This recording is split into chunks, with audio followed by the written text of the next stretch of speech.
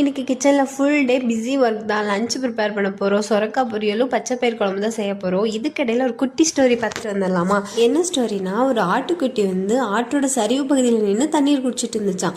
மேல் பகுதியில் ஒரு ஓனாய் தண்ணீர் குடிக்க வந்துச்சு. அந்த ஓனாய் அந்த ஆட்டுக்குட்டியை பார்த்தோன்னே அதை இரையாக்க நினச்சிக்கிட்டே அந்த ஆட்டுக்குட்டிக்கிட்ட ஏன் இப்படி தண்ணீரை கலக்குறேன்னு கேட்டுச்சு.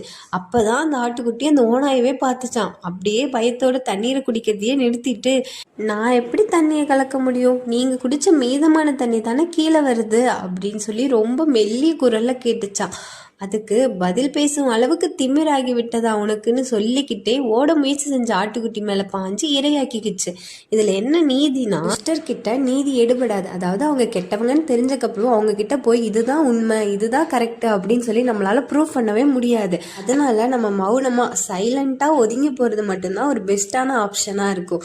துஷ்டரை கண்டால் தூர விலகுன்னு நம்ம முன்னோர்கள் அப்பயே சொல்லி வச்சிருக்காங்க.